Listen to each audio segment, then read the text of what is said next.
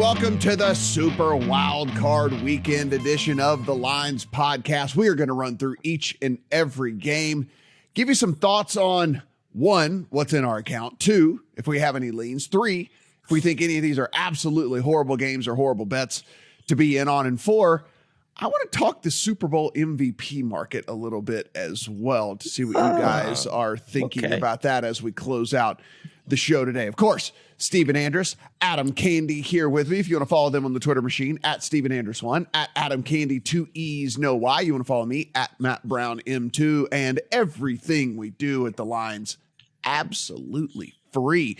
So your support is not monetarily. Just hit the subscribe button down below, or if you're listening to us on the audio side, just go ahead, subscribe, rate, review. That's all we ask of you. That is what we do around here to climb the charts and get more people interested in what we got going on here at the Lines. All right, fellas, we are going to kick things off here with the first game, which has, let's say, some intrigue, I guess. We are going to be talking about the Seattle Seahawks and the San Francisco 49ers. Seattle Seahawks find themselves on the road as very big underdogs. That being said, it is not quite as big as it was. 9.5 is the current number, though there is 110 out there at Caesars. 42 is our total in this one. So this reached 10 and went to 9.5, reached 10 again, went to 9.5, reached 10 again, and went to 9.5. So Adam, the market was telling us that 10 was too much for the Seattle Seahawks in this game. Now, we know what we're getting in this 49er squad. We are getting a massively aggressive defense. We are getting a very, very good defense with a ton of playmakers all over the place. The big story looming in this one is the weather. We have seen anybody in California, Las Vegas, the West Coast, we've gotten more rain over the last few days than we've gotten in months around here. That is supposed to manifest again in the Santa Clara area up there around Saturday. By the way, Saturday kickoff here for this. Now, Adam, varying reports. The worst of it should be before the game. Some of the reports say it's going to be kind of like during the game, whatever, et cetera, et cetera.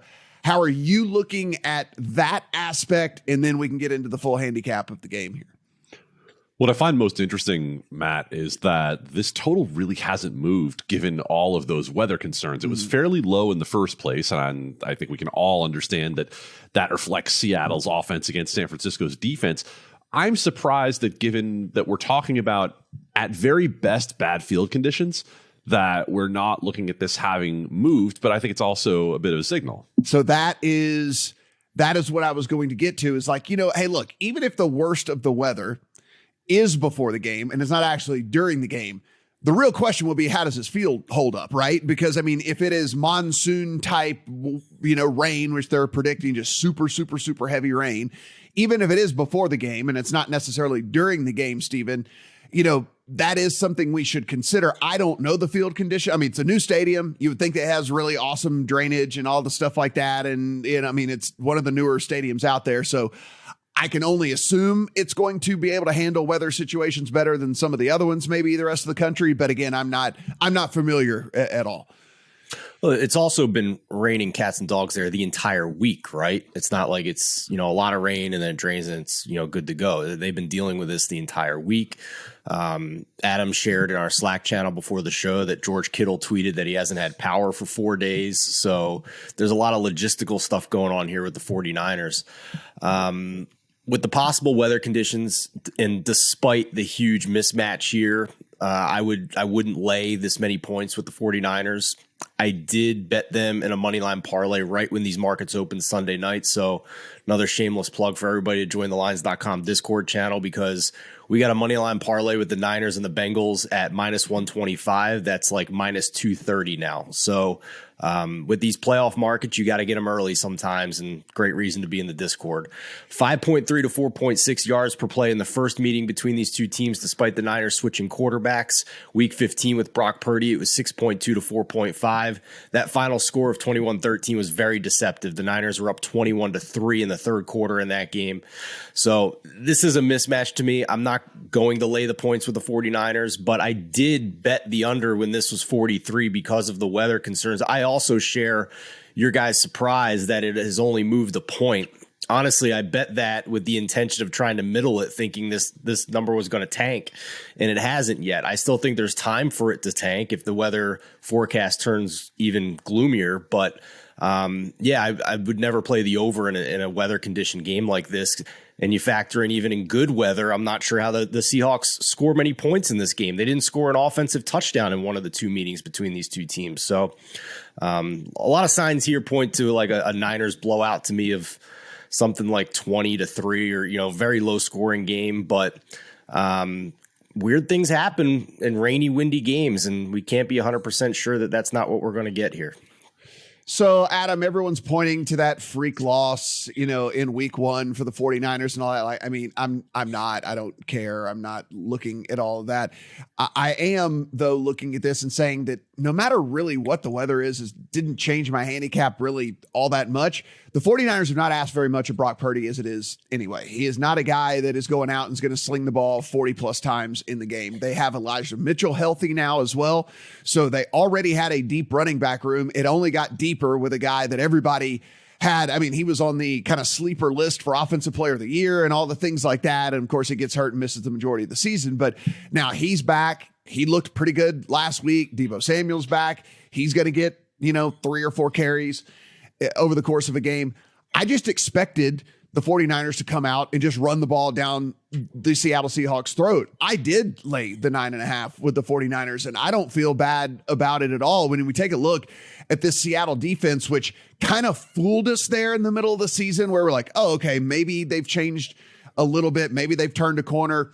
It was just a flash in the pan, probably just more opponent based than anything else, because they went right back to that horrible Seattle defense that we knew the first, 6 weeks of the season. And if I believe that the 49ers are going to be able to run successfully, and they are going to be able to just turn around and hand the ball off, no matter what the weather conditions might be, I'm going up against a Seattle run defense that since week 10 is 30th DVOA in the NFL versus the run. It is 32nd rush EPA allowed in the NFL since week 10. So again, a big hunk of the season, it has been the worst rush defense in the NFL. We know what we're getting out of the 49ers from a rush attack and Shanahan and his creativity and things like that. I don't really care. Rain, if it's rain, no rain, whatever, all that. I just thought they were going to run it down the Seahawks' throat anyway. So my handicap stays the same. Well, I think at this point, you guys have covered side and total pretty well. So I'll talk about one other angle that I like into this game, and that is the aforementioned Eli Mitchell.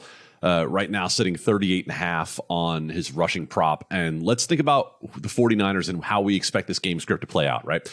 If everything that we're talking about here goes the way that we expect, and the 49ers are blowing out the Seahawks and just pounding it on the ground over and over again, not involving the chance of Brock Purdy in his first playoff start getting any sort of starry eyes and throwing interceptions and anything like that, it's not going to be Christian McCaffrey they're force-feeding the ball to on a bad field. They know the injury history as well as we do. And so it's not going to be him. Who's it going to be? Well, I think it's likely to be Eli Mitchell, and it's also likely to be a situation where even with the bad field conditions, as bad as Seattle's run defense is, it's only going to take 1 or 2 pops for Eli Mitchell to get to that 38.5. So I like that on the over rush yards. Adam, just your thoughts on the side. Is 10 too much? Is 9.5? Because we've seen the resistance point, right? It's like every time it gets to 10, it goes back down to 9.5. But then it doesn't ever really get past 9.5. So it's kind of like we know where we're probably going to be come kickoff on Saturday. I think it's a function of the weather more than anything else, and the fact that this total hasn't moved either, right? It's not like we're seeing this go up, and then we're also seeing total movement that would suggest to us that, that there's some belief that this is going to be a higher scoring game. I think the fact that we've seen that resistance point just says that it's Brock Purdy's first career playoff start. It's going to be bad field conditions that could lead to turnovers. And we have at points seen Seattle's offense be explosive. Now, those points haven't been recent, and they haven't been against the 49ers. So I have a hard time getting myself there. But I look at this game and see a Seattle team that if you watched a lot of that game last week against the Los Angeles Rams, I'm not sure I've seen a worse performance out of a team that had something on the line going into the playoffs than I have out of Seattle. And it has looked that way for the last 5 or 6 weeks. So I don't have a lot of hope for them. That said, I think that it's more about weather and more about Purdy's first start as a 7th round pick in the playoffs that is leading to that resistance point. Yeah, Steven, if we take a look, I mean, even if we think that they're going to have, a tough time scoring the football, I mean, Ken Walker has really and truly just moved, which is it's weird for Pete Carroll, but he has moved to a bell cow back here, which he is, for the last several seasons, for whatever reason, was really wanting to split carries between 2 and 3 different guys. If we look to last week, Ken Walker played on 87% of the snaps and got over 90% of the team carries. Now, we can't predict that he's going to have success against the 49ers offense, but if we do think that it's not going to be through the air because of possible conditions, he's at least going to get the carries. And so it does make me wonder, if we look, do we just bet opportunity, not necessarily from a yardage standpoint for a guy like Ken Walker, who, by the way, his yardage total set about 60 yards, something like that, his rushing total, but just carries, right? Just carries in general. I can see them turn around and giving him the ball at least through the first 3 quarters until this thing maybe gets out of hand, 25, 26, 27 times, because again, Pete Carroll's old school. He's not going to put the ball in the air when there's wind and rain and things like that. I am admittedly not the guy to ask about props, but I will say that one of our props writers over at thelines.com is like in sync with you guys on these angles and game script situations. Jeffrey Schreiber, one of our props writers, he's already hit a $10,000 props parlay this year. He likes Kenneth Walker over his receiving yards. He bet it at 9.5. It's still available at 10.5 with what you mentioned, the volume and also potential negative game script here. So with the snaps that he's getting, I think that fits in. He agrees with Adam on the Eli Mitchell angle, but he's taken the anytime touchdown at plus 260. And I think a correlated play there is Christian McCaffrey under 40.5 receiving yards, considering hasn't been very often in recent weeks since Eli Mitchell has come back where CMC is getting that receiving yards volume that we saw in the middle of the year. So he's in line with all you guys on those prop angles. I'll just say when it comes to Brock Purdy, at this point, I'm not here for the Brock Purdy doubt. He's a placeholder. He is in there executing exactly what Kyle Shanahan does, and I have all the confidence in the world in that. I've seen enough at this point. Since taking over at quarterback, Brock Purdy is 4th in adjusted EPA. That's better than Josh Allen. He's 8th in quarterback success rate. That's better than Allen and Jalen Hurts. His expected completion percentage is 70%. That's better than Mahomes, Burrow, Hurts, and Josh Allen. Now, is that a quarterback stat? No. But he's actually completing 70% of his passes too. So he's executing a masterful scheme from Kyle Shanahan, whereas guys like Burrow and Allen and Hurts are having to overcome schemes and game plans that are not putting offenses in situations to complete passes at a top 10 rate in the league in this span since Purdy has taken over. So do you trust Purdy to continue this in the playoffs? The question then becomes, do you trust Kyle Shanahan to continue his masterful scheme in the playoffs? And I've seen enough to say yes at this point, no matter what quarterback is in there. And that included last postseason when he had an injured, compromised Jimmy Garoppolo that couldn't do nearly as much health-wise or athletically as Brock Purdy has shown us at this point. Adam, I want to close things off here. Seattle team totals 15.5. So more than 2 touchdowns. 49ers defense since week 10, number 1 overall DVOA, number 1 EPA per play allowed, number 1 in success rate allowed. And we know that this Seattle offense has been much worse over the second half of the season than it was in the first half of the season. Now factor in any sort of weather concerns, different things like that. Is Seattle getting to 16 points? I see where you're coming from. I think I still have a little bit of Raiders 34 points 2 weeks ago in my head, where it's a better offense, obviously, but put it this way. I'm not betting the over. Right. The only way you get me involved is in the under, but I'd have to take a closer look at that before I fired on it. Yes, 16 points for Seattle. Another interesting angle. Again, one that's not in my account, but I will let you guys know I am going to dig into that one a little bit further because, again, super low total, really good defense, possible weather concerns. The offense scored 0 points in the first game against the Niners and 3 points through 3 quarters in the second game against the Niners. And now they have weather. So can't argue with you guys. Something to consider there. Again, that's sitting 15.5 right now in favor of Seattle. 15 team total points there for Seattle. Los Angeles Chargers and the Jacksonville Jaguars are second Saturday game. As we sit currently, the Los Angeles Chargers are 2.5 point road favorites over the Jacksonville Jaguars, a total of 47 to 47.5. Adam, we were, listen, everybody that was in the media, everybody that's even a football fan, hell, my friends who probably didn't even have bets on the game, whatever, everybody, what in the hell is Brandon Staley doing? Why are these guys out on the field in the second quarter? Oh my God, they're coming out in the third quarter. Oh my God, they're coming out in the fourth quarter. What in the holy hell is going on? It was a game that meant absolutely nothing. They were locked into the 5 seed. So what does that do?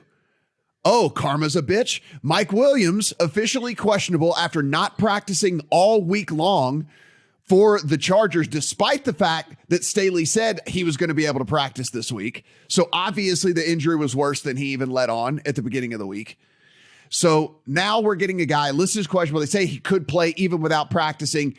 If he was hurt enough to not practice, he is not going to be 100%. And so what I present to you here, Adam, before I let you give your spiel on this Chargers team and this game in general, is we have seen this offense without Mike Williams, but Keenan Allen was out there. Chargers had a bye week in week 8. Then Williams missed 9, 10, 11, 12, 13. I'm counting 11. He played 6 snaps before he had to leave with the injury again. So I'm counting those 9, 10, 11, 12, 13. This offense was 19th DVOA in the NFL. It was 22nd EPA per play in the NFL. Their drop back EPA was 25th in the NFL. And yes, that did include a game against the 49ers, but the other 4 games in that stretch where Williams was out, where they put up these absolutely poor offensive numbers, Falcons, Chiefs, Cardinals, Raiders were the other 4 games in that stretch without Mike Williams. So again, I cannot emphasize enough how massive of an injury this is to me because of what he brings to this offense and why I really do like the Jags in this thing. So I guess when Brandon Staley said yesterday that it's not about the reps, it's about the rest, that only applies during the week, not before the game. This has got to be a skit, right? This has got to be like an SNL skit, right? That was a real quote. That was a real quote from Brandon Staley, coach who believes in rest over reps, apparently. And he wasn't the only one, by the way. Joey Bosa came out dinged up out of this as well. Now, supposedly he's all right. But again, a player with an injury history being out there for the Chargers in a game that mattered not at all. So let's talk about the matchup on the field between the Jaguars and the Chargers this week. I have heard a lot of people I respect on the Chargers in this game, and I'm willing to consider it. I get it. There are some matchups here that are not particularly good for the Jacksonville Jaguars. They are weaker against the pass, and the Chargers are a team that likes to throw the ball more than they like to run the ball. I look at the other side of this, and if we're going to talk about Brock Purdy's first playoff start, we'll also talk about Trevor Lawrence's first playoff start and say that could there be some level of question involved there? Now, the pedigree is quite a bit different, and Trevor Lawrence has performed quite a bit better. But at the same time, all the things that you add up in this game say to me that what I already have in my account, which is a Jaguars teaser leg, and what I want to put in my account, which is Keenan Allen over receptions, both make perfect sense. And the second one's chalky, right? The best receiver for the team, over 6.5 receptions. It's obviously juiced over in that direction. I'm seeing -30 or -35. I'm not worried about that at all, especially when we're talking about stuff like this with props. Getting that number, I'm not as worried about the juice on that number unless it gets truly excessive. And to me, that's not excessive to play over when, if Mike Williams is hurt, or even if Mike Williams isn't hurt, the Jags against receivers in the slot tend to be particularly bad.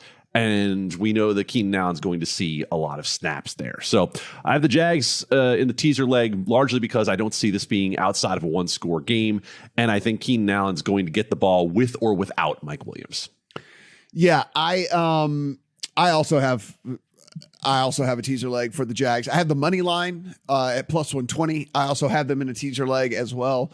I think it's a very strong teaser leg. Now, Keenan Allen is going to get the looks. We know he has 79 targets for this team since he came back in week 11. He got at least 24% target share. And if you're wondering, guys, what that means, it means like 1 in every 4 passes out of Justin Herbert's hands is heading towards Keenan Allen. At least 24% target share in 6 of the 8 games that he's played since coming back. So he's going to be a major focus, especially if Williams is either limited or not able to go at all in this thing. So if you wanted to play Allen props, I would not talk you off of it. That said, just as a caveat, I do want to put Tyson Campbell, corner for the Jags, graded out as an 81.2 for PFF over any corner that had at least 200 coverage snaps this year. That's good for top 16 in the entire NFL. So he's not elite one of these corners, but certainly one of the better corners in all the NFL. And if you don't have to account for Mike Williams, Campbell could see a lot of Allen. Maybe that does something to Allen's output. I don't really know, but I did at least want to throw that out there. Steven, how do you see this? And I'm 100% like Adam on this thing. I have heard a bunch of people on the Chargers. I've actually heard a bunch of people on the Chargers saying that this could be a boat race. And so I don't know. I don't feel like we're on an island necessarily, Adam, but I do feel like we're probably in the minority on this thing. Yeah, I think I understand why the Chargers backers are so confident in it. I mean, I think part of it, to be honest with you, is preseason priors. Now that they're pretty healthy, even though with the Mike Williams situation, I think, you know what I love about the NFL, guys, that we're sitting here talking about the Jags potentially being able to win a playoff game against the Chargers. Imagine us saying that at the beginning of the year when we all had the Chargers as maybe the best roster in the NFL against the Jags, who had just come off a dumpster fire of a season with Urban Meyer. I love this league, man. It's awesome. But yeah, I was surprised by the market movement on this game, especially with Mike Williams being on the worst side of questionable here this week. I would be surprised if he plays. Matt, one of your colleagues on VSiN this week, said he thinks he has a bulging disc, which is really hard to even walk with, let alone play a football game with. So I'd be shocked if he plays at this point, to be honest with you. So the matchup with the Jags D, since coming out of their bye week, Jacksonville is 6th in EPA per play on defense, 6th in rush D by EPA, 11th in dropback EPA. The argument there, I think, from the Chargers backers will be the 3 quarterbacks they've played each of the past 3 weeks. It was the complete opposite of a murderer's row. So let's play devil's advocate here. Let's say that the Chargers do score some points and the Jaguars offense has to keep up with them. Well, since the bye week, Trevor Lawrence and company are 6th in first down EPA in the first 3 quarters, 7th in dropback EPA and success rate, because you have to filter out some fourth quarter garbage time there. Jags had a lot of positive and negative game script garbage time in the fourth quarter in that stretch. So that, to me, that first quarter stat is an indication of good play calling and good scheme from Doug Peterson. We know at this point he is an efficient, aggressive play caller on first down, which has been mostly the opposite of what we've seen from Brandon Staley after he went scorched earth aggressive last season. He's gone back to being very conservative this year. And overall, since the bye week, Trevor Lawrence 6th and 5th in dropback EPA and success rate. Chargers D is strong, but I think the Dallas game for Jacksonville at least showed that if this team gets behind big, they are more than capable of coming back, putting up some points, making this competitive, and at least I think stay within the teaser leg here. So I waited to get for this line to get back to 2. That's when I put the teaser leg in. I thought Adam made a great point mid-season when we had another chance to tease the Jags. With Doug Peterson, you want to make sure you have at least 8 points on the teaser leg, because if he finds himself down 14, he's always going to go for 2. So you don't want to have a 7.5 and the Jags lose by 8. So teaser leg for me, 8 or better. We're sitting at 8.5 as we record Friday morning. And I guess there's really only one other Wong teaser option on the board here with the Bucs, and we'll talk about that in a little bit. But yeah, I love the Jags teaser angle here. Yeah, and to kind of put a bow on this one as well, Adam, I mean, I think if we look what we've seen from this Jags offense towards the latter half of the season was a team that kind of figured out a run game just a little bit as well. They were able to kind of not only with ATN, but mix in some of these other guys. Hasty certainly got nearly 50% of the snaps last week as well for this Jags team in a must-win game. And so I think that Peterson just started to figure out the team a little bit better over the course of the year. I'm super bullish on Jacksonville next year. It's kind of going to be my Vikings of this year, of betting probably over on win totals and divisional things and stuff like that. And I want to correct myself on a couple of different things that I said on this podcast multiple times over the course of the years. We're heading towards the stretch where I was saying, hey, I'm going to be bullish on the Jags. They just need to get a number 1 wide receiver. Well, it's kind of one of those out of sight, out of mind things. They traded for Calvin Ridley. It's one of those things like, oh, by the way, out of sight, out of mind. I totally forgot about that. And like, they're going to head into next season with Calvin Ridley actually on this team. So just keep him out of a legal betting state. Well, I mean, take he's his not phone even away on road trips. Listen, he's not coming back from injury. He's coming back from a 17 parlay. So I'm okay with him being the wide receiver 1 here for the Jags. So and some people don't come back from that, Matt. Well, that's true. That's true. Well, bake rolls don't come back from that sometimes.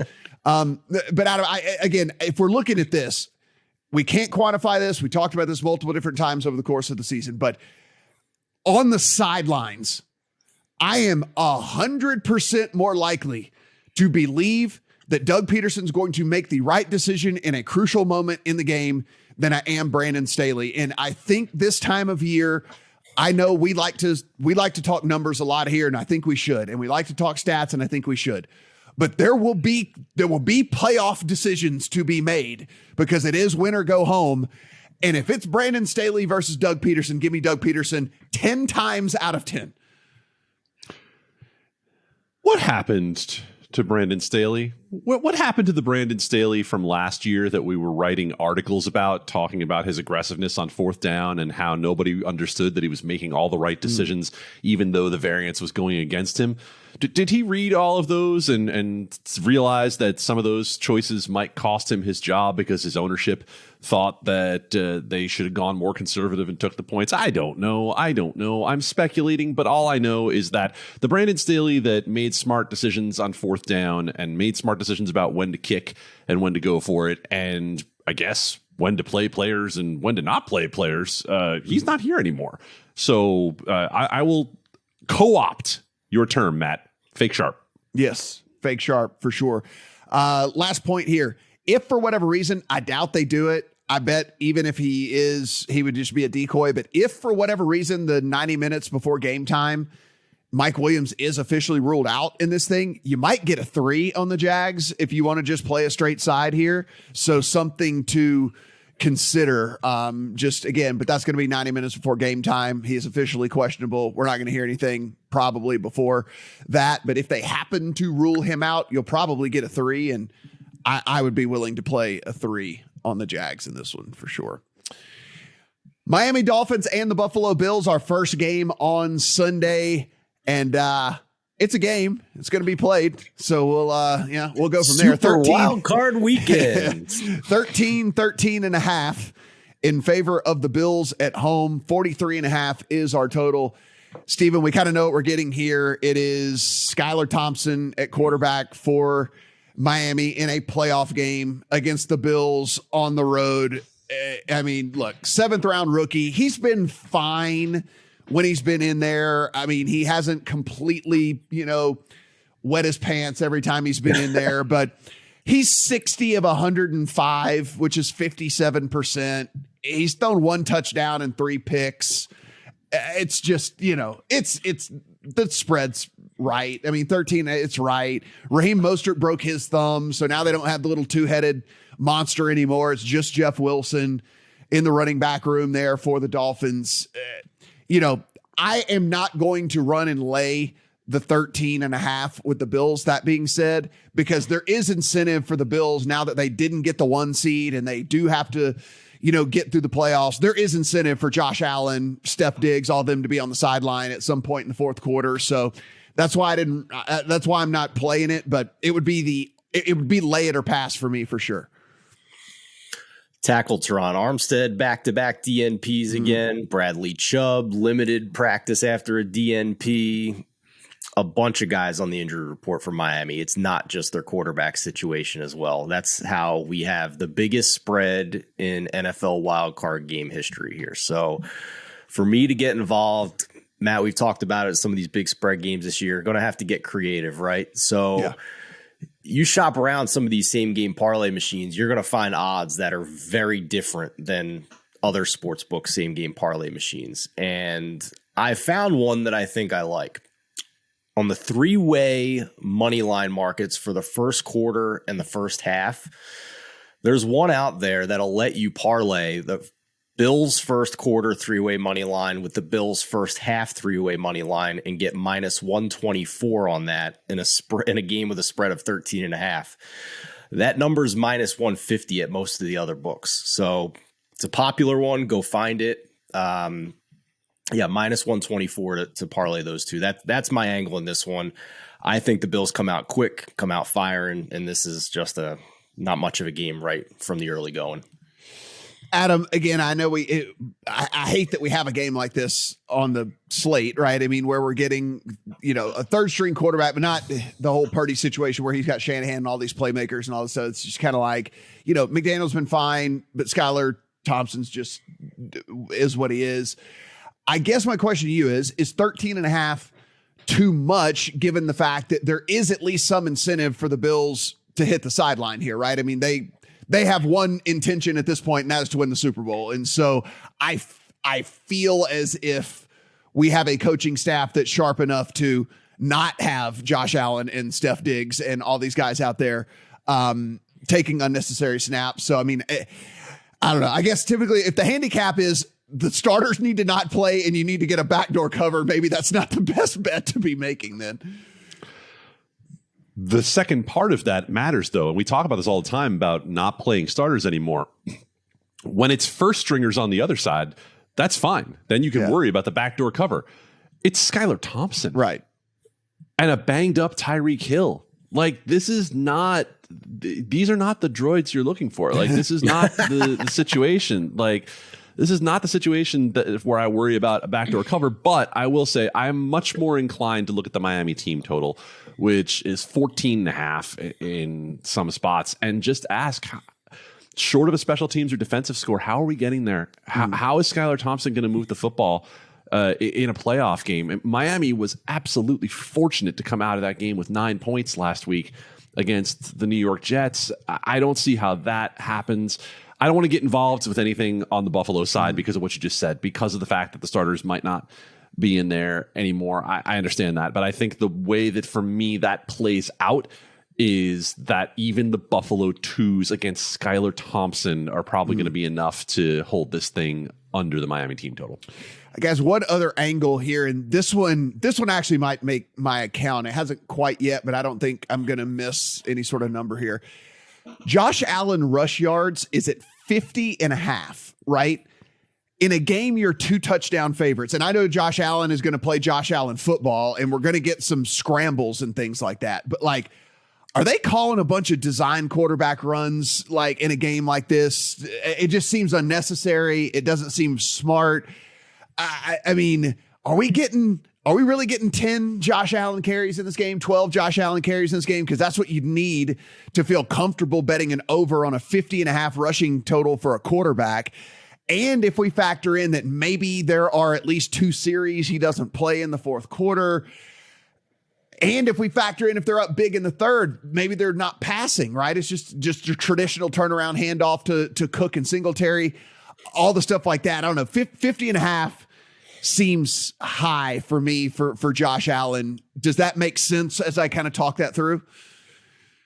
Yeah, he's only gone over that number twice out of his last 7 games to begin with, and now it's probably a blowout game. So, yeah, I think you're going to see a lot of conservative play calling in the second half of this one. One angle, I think, a couple of props that Jeffrey over at the site wrote up for this one. Gabe Davis under 49.5 receiving yards. He's only hit 50 receiving yards once in his last 6 games. It's like the fantasy community has waited and waited and waited for Gabe Davis to be a thing. It just hasn't become a thing this year. And related to that, and I don't know, maybe it's the elbow injury from Josh Allen. They've been a little more conservative, not throwing as deep. Maybe it's the 2 high safety looks they've been getting. But Dawson Knox over 32.5 receiving yards. He's averaging 47.5 receiving yards over like the last month and a half here. And against the Dolphins, who have allowed the 3rd most receptions to tight ends this season, he had 98 receiving yards, did Knox, in week 15 against Miami. So I think those also kind of fall in line with what you're talking about, Matt, with Josh Allen being a little bit less aggressive on the ground.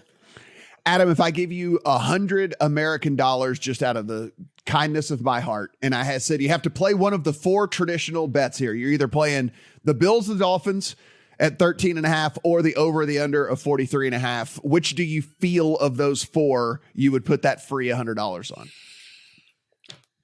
The free $100 would be most comfortable to me laying it with the Bills. Mm-hmm. Yeah, it's same with me. I know it's crazy to say at 13.5, but it's same with me. If I had to play this straight up, if I had to, I think I'd lay it. I really do. I think I would lay it. This to me feels like the Chiefs Steelers playoff game from last year, where you had a completely flawed quarterback and offense against what might be a juggernaut of an offense. New York Giants and the Minnesota Vikings. This is the game that has stuck all week. This game. 3-3. I mean, Vikings at 3 at home. 48 is our total. There is a couple of 48.5s out there, rest of country, if you want to play an under in this thing. Adam, of course, I'm always going to start with you here as we talk about the New York Football Giants. Listen, the line seems incredibly appropriate. The total seems incredibly appropriate. If we saw a 3.5, I would be tempted on the Giants because this just feels like a field goal game. It just feels like one of those games where the Vikings have the ball in the last possession and kick a game-winning field goal or whatever. Dayball gets the absolute most out of his guys, but he just, at the end of the day, talent for talent, just doesn't quite have what the Vikings have, and they come up short. I don't know. Everything about this game seems appropriate. Is there something I'm missing? Because I'm like, 48. Yeah. Everything just seems like right in line. No, you're not missing anything. I will counter the concept of talent for talent by saying that when these two teams played a couple of weeks ago, the Giants outgained the Vikings 6.7 to 5 yards per play. So even with Justin Jefferson having 12 catches and TJ Hawkinson having 13, the Giants still managed to move the football fairly effectively for their part on the other side. The only way I could tell someone to play this game, and I did not play this game on the spread especially, the only way would be to take the 3 with the New York Giants because of the way they played them the last time these two teams got together. And you have to look at the injury report for this game in particular. Obviously, you always want to check it, but this game in particular, there are some massive situations for both of these teams. Start on the Giants side. I told you last time these two teams played that I thought Justin Jefferson over receptions was the smash of smashes, and it cashed with ease. Now, this game, Adoree Jackson is supposed to be back. And I'm not going to try to make Adoree Jackson out to be James Bradbury or Sauce Gardner, but he's a lot better than anyone the Giants threw out there in that meeting 2 weeks ago. So Adoree Jackson's going to play if you read all of the tea leaves from the Giants. They're also going to get Leonard Williams and Azeez Ojulari back. And if you look at what the line has been for the Giants, the front 4 has been, it has been very effective over the second half of the season. Dexter Lawrence, if you are anywhere on social media, you have seen someone cutting up Dexter Lawrence destroying Kirk Cousins a couple of weeks ago. Dexter Lawrence, Leonard Williams, Azeez Ojulari, and Kayvon Thibodeau have become a formidable front four for the New York Giants. Now, Kirk Cousins' numbers don't change significantly under pressure or versus the blitz. It's not a situation where you say, oh my God, he gets so much worse. But you certainly can understand people who have concerns about A, primetime Kirk, and B, needing to rely on Kirk. The Giants' defense against the Minnesota Vikings offense, I think, is actually where this game will be won or lost. I trust in Dable and Mike Kafka being able to come up with a way against a terrible, terrible Minnesota defense to be able to move the ball. Now, you said injury report.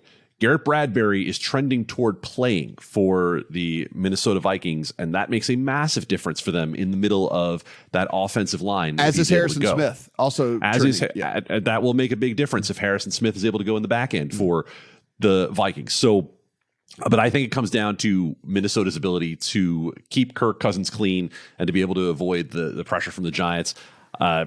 The only two ways I would look at this game, and I'm not playing either of them, would be to take the points for the Giants, and I would be inclined to look over 48. Yeah, so Steven, I was going to say, given the same question that we posed for the last game in the Dolphins and the Bills, if someone gave me a free bet and said you have to bet one of the four traditional bets, I'd probably play the over at 48. I mean, like it's if there was a 3.5 that was out there, I'd say I'd probably play the 3.5 on the Giants. I just wouldn't want to take the free money and play a push. Like I feel like I just feel like this game lands on 3. I cannot get off of this game landing on 3. And so I'd probably play the over. I think that the Giants are going to be able to move the ball on a Vikings defense that's basically giving it up to anybody. I think that the Vikings offense is going to continue to be somewhat productive. So I think it probably would be on the over 48 here. If a 3.5 does show, I will play a small bet on the Giants at 3.5. That would be a dream for me to get on the other side of the 3.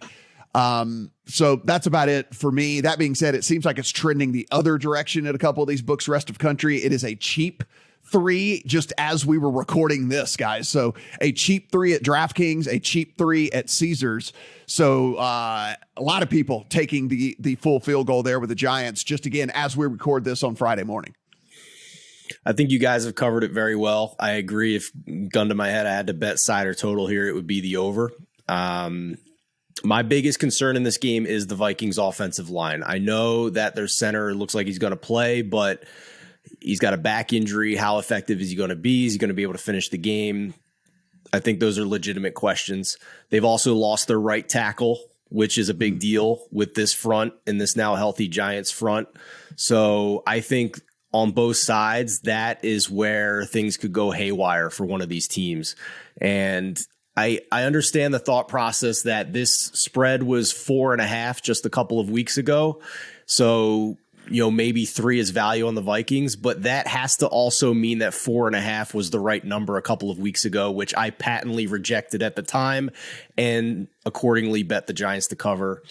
Admittedly, they needed a late fourth quarter touchdown to tie that game, and then the Vikings win on a 60-yard field goal. But I think these teams are pretty tight. But I do think the one weakness here is the Vikings offensive line. So I agree with Adam that it would be Giants or pass here for me. Eli Hershkovich on the Beat the Closing Line podcast earlier this week did bet Giants +3. He went in depth on his reasons why. So if you want to go listen to that, you can find it on our YouTube channel or the podcast feed. Yeah. Again, if a 3.5 did pop, doesn't look like it's going to. It looks like it's going the other way. 3.5 did pop. I would play the Giants. I just don't want to put up for me.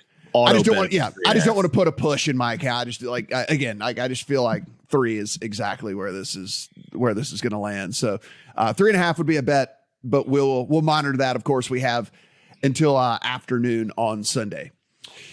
Baltimore Ravens and the Cincinnati Bengals. This is your nightcap on Sunday evening. 9.5 now in favor of Cincinnati in a game with a 40.5 total.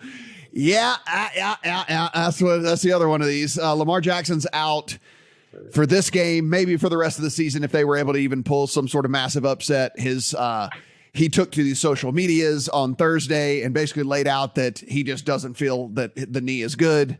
So it seems like even if they were to win this game, he wouldn't be out there. So Tyler Huntley battling a shoulder injury, though Harbaugh leads you to believe that Huntley will be able to go. Does it matter because he's averaging 117.8 passing yards across 4 starts so far for this team? So I don't know if it really matters. Now, it's not all sunshine and rainbows and unicorns for Cincinnati either, just because of the injury report for the Ravens. We know Lyle Collins, we mentioned this on the pod last week, was out, and we didn't really care. Lyle Collins was literally 74th out of 78 graded tackles in the NFL so far this year. He has been terrible, so the loss of him was more by name than anything else. Right guard Alex Kappa goes down last week, and he is out this week for Cincinnati. Kappa is a good offensive lineman, and that is something that could make a difference. Maybe not necessarily in this game, but moving forward for Cincinnati. So, Steven, as we look at this one, it got out of teaser territory. Look, I played no one cares about what we got it at. I want to talk about what I played Cincinnati at -6.5. So, I have them at under a touchdown. I played them again in a teaser when it got to 7, down to 1, all of that. But no one cares. If you're watching this, you want to know about 9.5. At 9.5, this still feels like one-way traffic to me. Cincinnati is going to be able to do almost whatever they want to. The defense for the Ravens, while it played a little bit better over the second half, it's old, it's slow. All the playmakers for Cincinnati are going to be out there. They can't cover all 3 of these dudes. And now you add in Hayden Hurst, so they're actually 4 dudes. They're not going to be able to do that. Cincinnati's going to score a lot. I just, I can't find myself taking 9.5 with Baltimore, with it being either Tyler Huntley or worst case scenario, Anthony Brown. Yeah. At this number, it's a pass for me. I'm with you. I also have Bengals teasers from earlier this week, and we shared it in our Discord channel. The right side of the Bengals offensive line is a big deal. I just don't think it's going to matter this week. I think there's a chance the Ravens defense, which has been greatly improved since their bye week. They are 8th in overall defensive EPA per play since the bye, and they're playing a division opponent, which they know very well. So I don't put it out of the range of outcomes that the Bengals can keep this close. I'm just not willing to bet it when we have a Bengals offense that basically was in this same situation in the postseason a year ago with a compromised offensive line and was able to overcome it just fine. Now, they got lucky and lost yards per play in every one of those playoff games leading up to the Super Bowl against the Rams. So maybe this postseason, the negative regression comes for them with a compromised offensive line. But I just don't trust the Ravens to score enough points to do anything here or to hold the Bengals under 21 points. So it's a pass for me, but we're going to have a serious conversation if the Bengals advance about this right side of their offensive line now against what's likely the Buffalo Bills next week. Yeah, if we look at this, Adam, I mean, again, this is probably a handicap more for next week than it is this week. Joe Burrow getting the ball out of his hand faster than everybody in the NFL outside of Tom Brady. So he has adjusted to how the line took a while to kind of gel for this team. And basically, even once the line started playing better, the offense was working so well with them getting the ball out quick and all that they just kept it going regardless. And so I'm not saying offensive line woes and issues are not going to come back at some point to hurt Cincinnati. I do believe that at least he could feel pressure more often or something like that. But again, it's not what was happening last year. They've got a different offensive scheme this year that they have executed, and they've executed very, very well. As we know, this is like the best offense in the NFL over the last 9 weeks of the season. So I'm a little less concerned, but it's still a thing with Kappa being out. But talking about this game in particular, 9.5, 40.5. So you would be getting 9.5 points in a game with a 40.5 total. It seems tempting, but what do we even know about Anthony Brown or a banged up Tyler Huntley? Well, I'm going to give you full health Tyler Huntley stats. How about that? Yeah.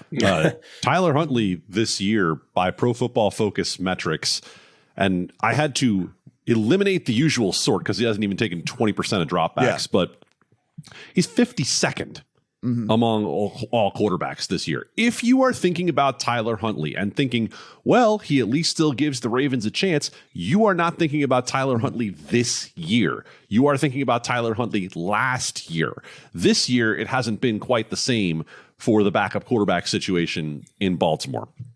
Again, in numbers that are gone, when it was 6.5, even though it wasn't a Wong teaser, that was the only other good option on the board for a teaser for me with the Jaguars. And so I played it down to a half with the Bengals. And I'll look at this game from a different angle since you guys already covered, I think, pretty well spread and total. I'm not in a hurry to play either one, although if we had that mythical $100 bet, it would be under on 40.5, even with this having moved down. Because I think if you are looking at this as having any doubt in this game, then your doubt is about Cincinnati's offense with that offensive line situation. You guys already covered it. But Jamar Chase, even when these two teams played early in the season and Joe Burrow still wasn't right and they only scored 17 points, had 7 receptions. Jamar Chase last week, when it mattered, had 8 receptions.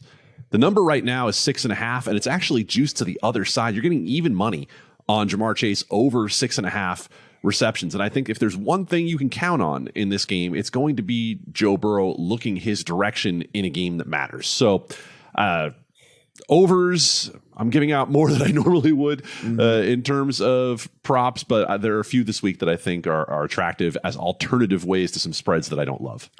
Yeah, it's kind of the only way to look at the games now that the spreads have ballooned out is like, how do you look at it alternately? How do you look at, are there any, if we talk ourselves into an under at 40.5, I mean, is the realm of possibility? I actually think it is. I mean, we're looking at range of outcomes here.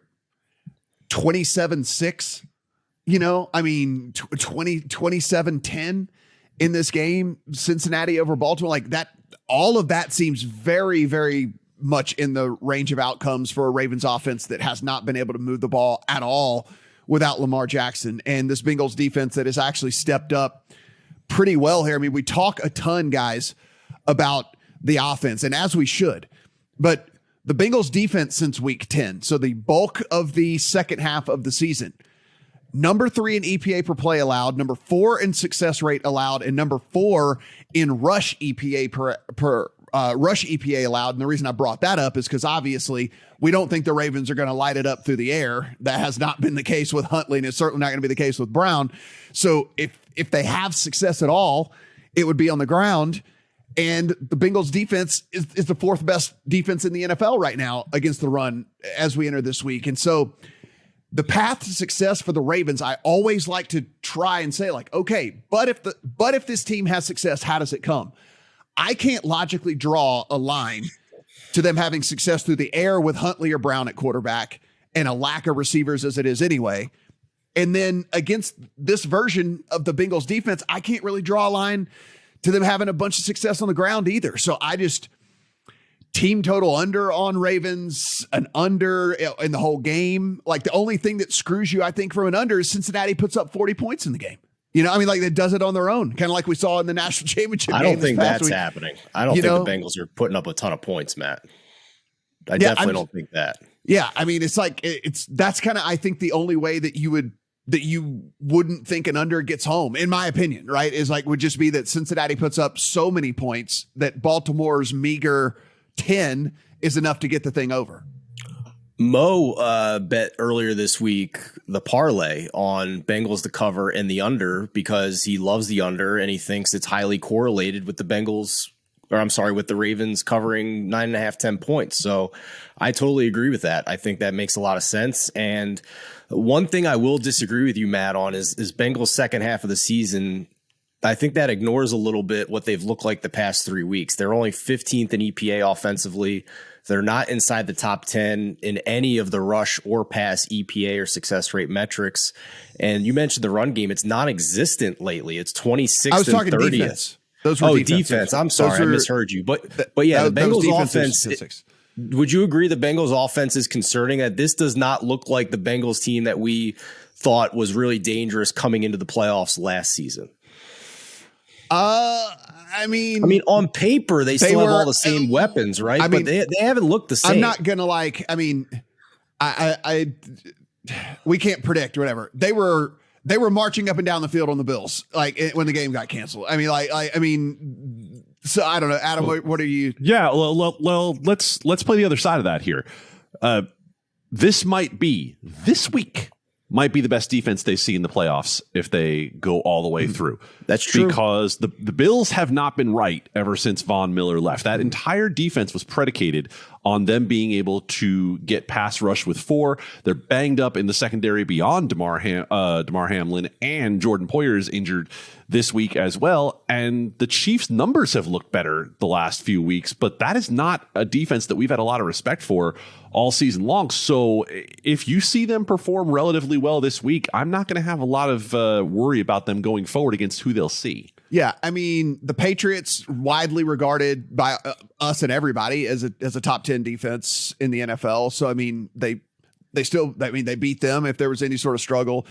Yeah, and I mean, they didn't have to do anything against the Ravens. I mean, like, that game was over. I mean, the game was over when it started. Right. Like they didn't have to do anything against the Ravens last week. And why would they show a lot when you're going to play them the next week? Yeah, I mean, so I don't know. I think that's maybe over-analysis, the paralysis by over-analysis a little bit there. That's fair. all of that.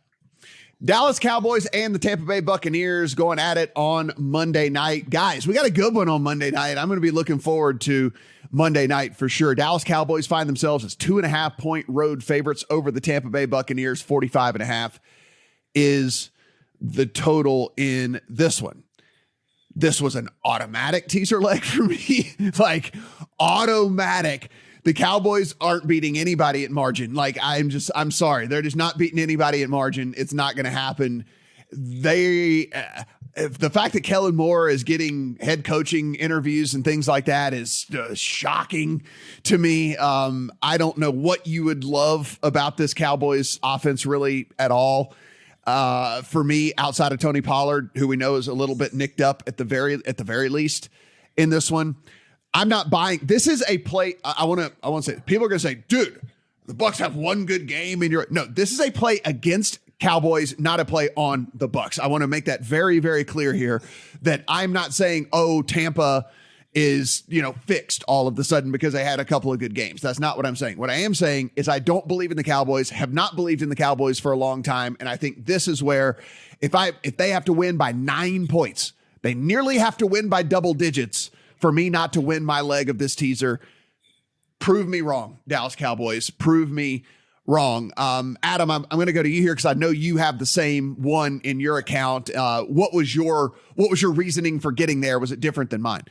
I actually don't. I do not have that in my account, and that was a function of when I bet it. When I was putting my teasers together earlier in the week, this wasn't available. I see everything in terms of your handicap here. I'm not actually thinking it's prisoner of the moment on the Tampa Bay Buccaneers. I am a little bit wondering if it is something about the Dallas Cowboys, though, because I'm just going to read point numbers, and some of these have to do with short fields and turnovers and so on and so on. But this is the Cowboys offense before the Commanders game. 27, 40, 34, 27, 54, 28, 40, 28, 49, going back to the Bears game. They beat the Lions 24-6. The last time they really didn't score was against the Eagles. That was, I believe, week 6. So they have been able to put up points. And yeah, Tampa's offense is better. Tampa's offense is if they get Ryan Jensen back at center and solidify the middle of the line for Brady, then I think that is a major, major step forward for them.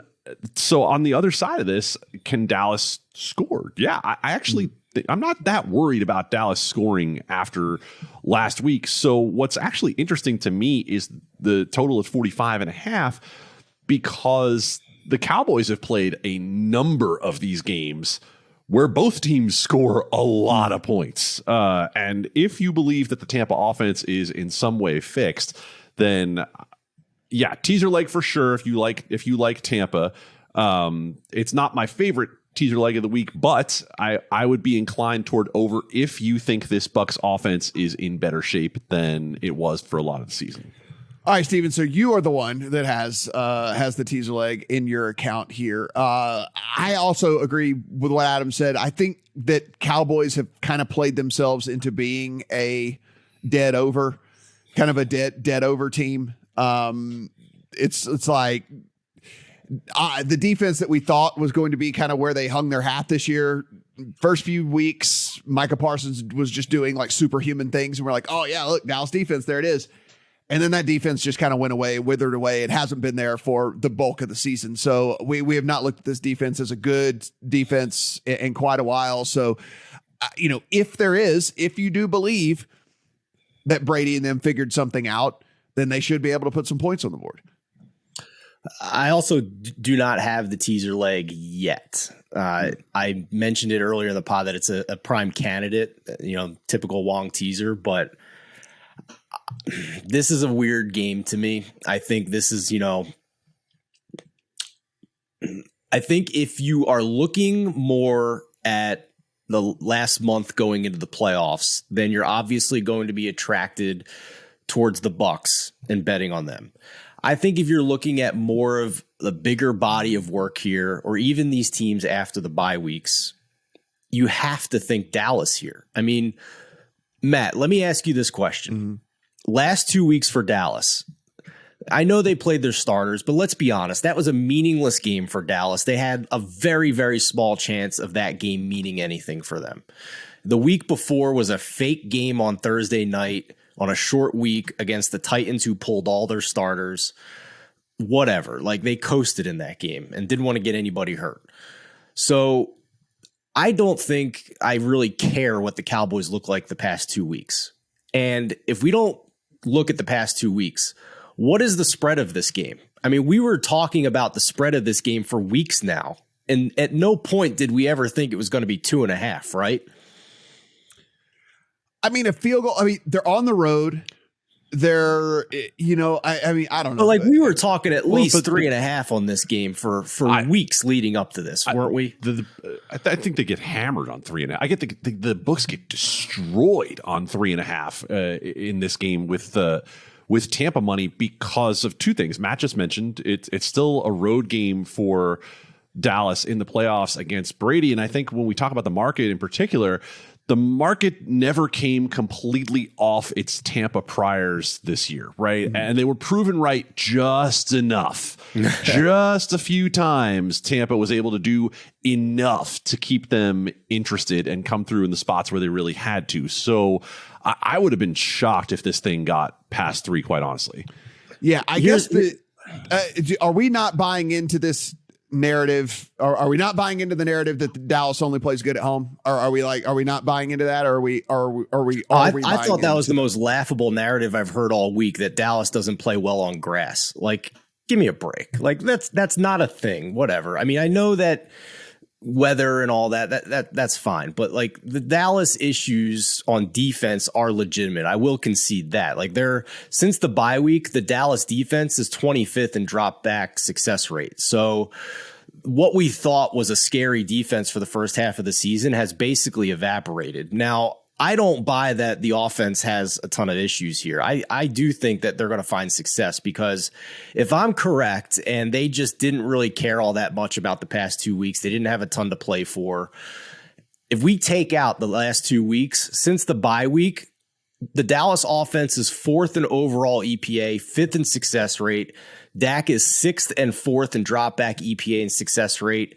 And that's only behind Kansas City, Cincinnati, and Buffalo. This offense, in what I'm terming meaningful games since the bye week, is every bit as good as the offenses we think are the best in the NFL. So I think under 3 here on the Cowboys, if you're taking more of an overall picture look at this game, is pretty cheap, because I mean, no way was this cheaper than 3.5 in my mind a few weeks ago. And to Adam's point, maybe the books get hammered on that. Maybe so. And he's probably right. Yeah, I agree. He's probably right about that. Yeah, they do. But 2.5 on the Cowboys with what we've seen for most of this year, and what Tampa has trotted out there with Todd Bowles and Byron Leftwich getting behind constantly against bad teams. I don't trust this offense to come out and stop running the ball as much as they have been. If anything, I'm going to play Tampa on a live spread here when they inevitably get behind and are running the ball stupidly when they should be throwing the ball with Tom Brady. So pregame, it's only Dallas minus 2.5 for me. But if Matt, before you go on here, if they get behind, that's when they throw. They tend to go into that 2-minute drill once they get behind. So let's talk about it this way. Maybe not in terms of the spread, but that's just more ammunition for the over. I think ultimately in the long run I think just about any game script you come up with here, unless you're saying that the Tampa offense goes back to crap and that the Dallas pass rush looks like it did early in the year, I don't see any other way that this game is trending toward under. Yeah, I was going to say, I think the correlated play for sure is if you think, if you're on Dallas, you should also be on the over, because Dallas, that means Dallas plays into the mid 20s, high 20s. And then that means unless you think, like Adam said, it's been a mirage what we've seen from Tampa, which I don't. I think that they figured at least a little bit out here on the offensive side. And if they're playing from behind, yes, that is when the running backs hit the sideline and they just start playing up tempo and moving the ball. So I think the correlated play is Cowboys and over in this thing. I think the Bucks, if you think the Bucks win outright, it's certainly going to need to be a lower scoring kind of slog type game. I mean, that seems to be how this would want to be played out on Tampa side. I do want to talk about some futures here in just a second. When we get to all this, I guess the only other, my only other question here in this one, guys, is are we at all, okay, let's say this does get back to 3 by the time it kicks off. I imagine Dallas on a Monday night, under a field goal, whatever. If this gets back to the full 3, any interest at all on Tampa, or does that take away your interest on Dallas, whatever? Because I think this thing is trending to getting back to the 3. No, to me, it's like Giants Vikings, and it's a pass. It's exactly the same situation as Giants Vikings for me. No interest at 3. What about you, Adam? So if the money starts to come in on Tampa, then to me, that money is saying you think Tampa can score, right? I don't think there's anyone coming in on this game saying, I think Tampa's defense is so good that they're going to be able to muck this thing up and make it a 17-14 game. So no, that still wouldn't get me to play the spread. It would just be more for me to look toward over again. All right, boys, I want to close things out here with a few minutes just on the futures markets. Listen, these are the best numbers you're going to get on any of these teams if you want to play them to win the Super Bowl and all that, because obviously as you advance, your number is going to get shorter. We sit right now, the Chiefs are best number you can find is plus 350 across the market. Bills 4-1. You've got the 49ers 5-1. Eagles 5.5. Cincinnati's best number is 8-1. Cowboys are 16 out there at one of the books, which is really off market. So something to take into account. Chargers at 25, Bucks at 30, Vikings at 35, Jags at 50, Ravens 60, Giants 66, Seahawks 100, and the Dolphins at 100. Adam, I'll start with you. Is there any value at all? Let's just say someone's coming in off the street. They have no futures tickets in their account whatsoever. They'd like to get a sweat. They'd like to whatever. Is there any value, or where would you, if you were that guy, put your money in a futures market from a Super Bowl standpoint? So it's not going to be in the AFC, period, because there's too much potential for those teams to cannibalize each other in the AFC. And even when you get down to the Chargers and Jaguars, you see teams that have at least the offensive talent to make life difficult on opponents. So it's going to be in the NFC. And I think we got to talk about the game we just talked about. If you believe in the Tampa Bay offensive, I'm not going to call it resurgence, but let's just call it surgence, then I think you got to look at Tampa Bay because you've got Brady. You've got an offense that was thought to be a lot better than it has been. You've got a defense that is capable. And I think you have a path that is not all that difficult to navigate. The biggest thing you look at here is if you think the Vikings are going to win, if you believe the Vikings win, then the Vikings are going to play the Niners and Tampa's going to get the Eagles. I don't know that I'm worried about Tampa against the Eagles. I would worry more about them having to play the Niners first. Now, can the Vikings beat the 49ers potentially? I don't think so necessarily, but it's not outside the realm of possibility. I'll just say overall, the path for the Buccaneers in the NFC at that number makes sense to me. So that's where I was going with this, and I'm glad you brought that up.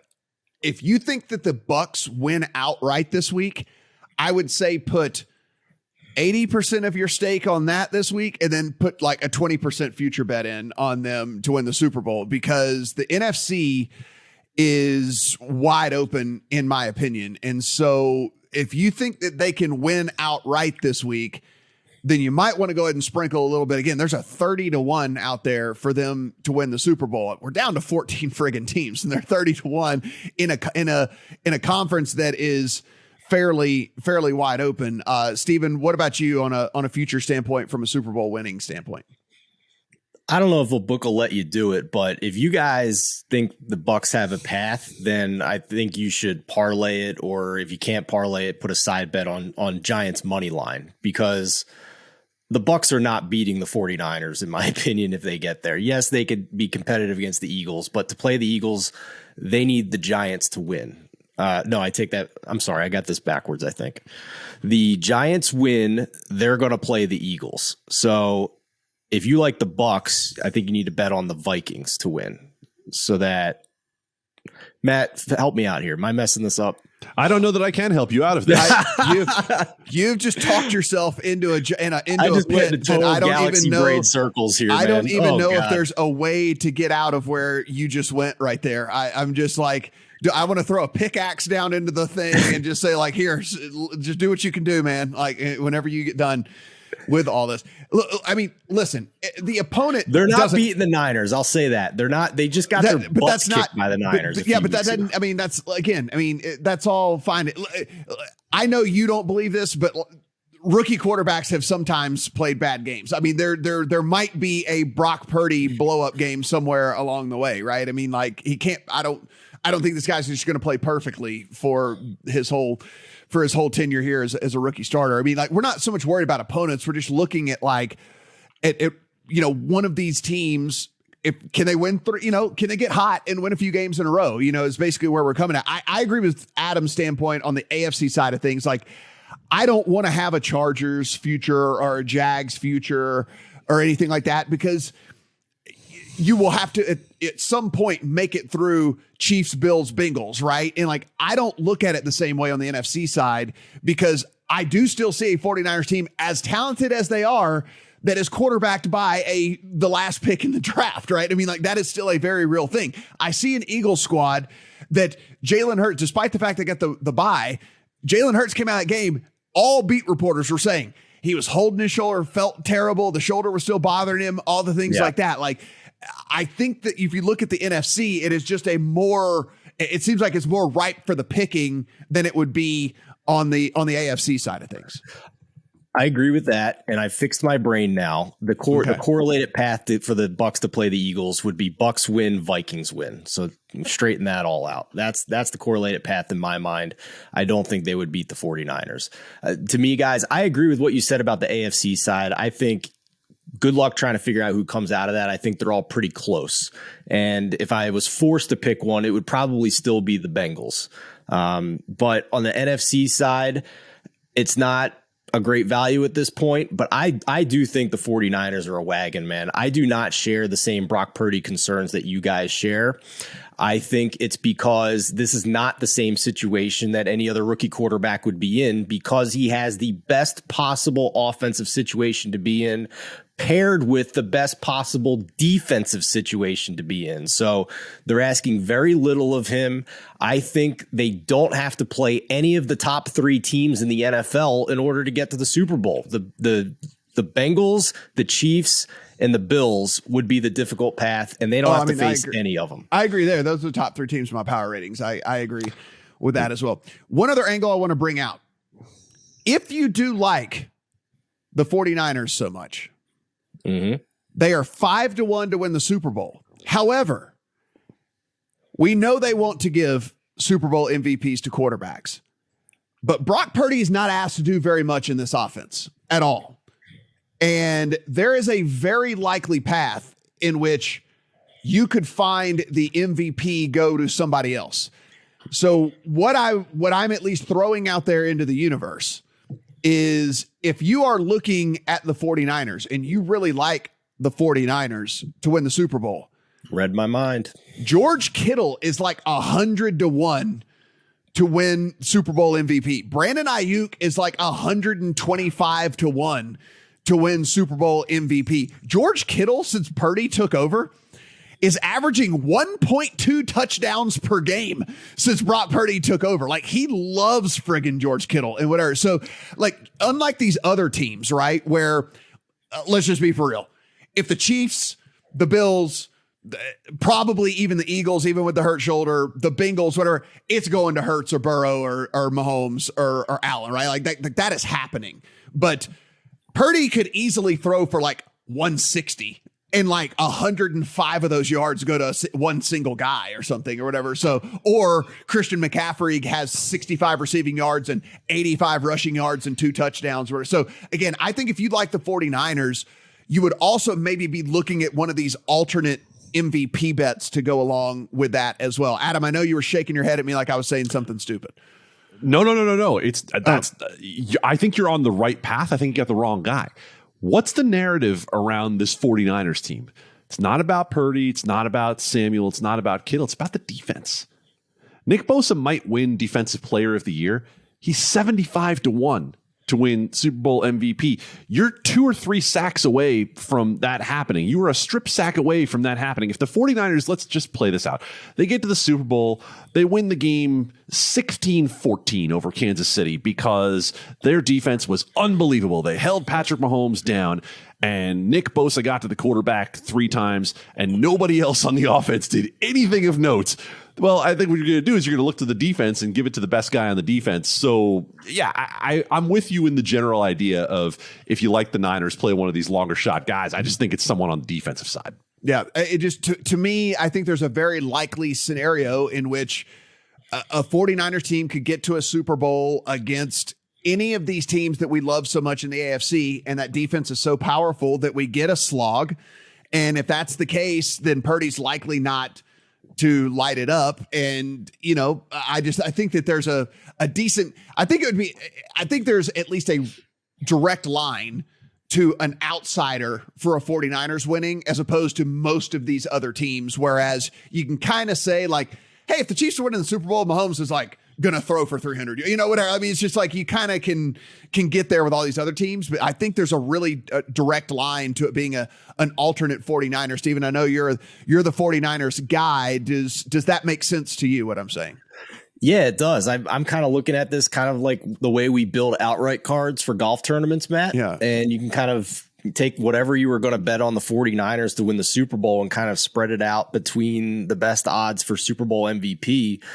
So, you know, just hypothetically here, if you take Brock Purdy, Nick Bosa, George Kittle, and Brandon Ayuk, and to pay out $1,200, you could spread $139, about $150 between those 4 guys to win $1,200 at the best odds available. And if the Niners make it to the Super Bowl, at the very least, you got a 12-1 on Brock Purdy when he's probably going to be like 2-1 or less. Because that's my other point here as well as we close things out is that, so you can get these guys today, and as we're recording, you'll have until, you know, you have basically until this game kicks off and all that, but like you can get these guys today. Once they win one game, like Ayuk will no longer be 125 because the further you advance, the more likely it is for you to become Super Bowl MVP because your team is advancing closer. So like if they actually made it to the Super Bowl, you would have a ticket on Kittle at 100 and Ayuk at 125 where they're going to be 9 and 12 or whatever, or something like that, you know? So just something to keep in mind as we do our portfolio of everything. Last point. Some people might be wondering, well, why aren't they mentioning Christian McCaffrey? Well, a running back has not won Super Bowl MVP since 1998 when Terrell Davis did it.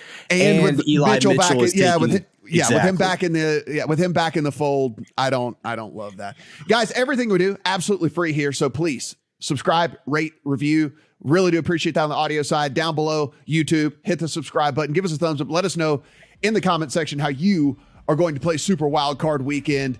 For Steven, for Adam, I'm Matt. Good luck on all of your bets.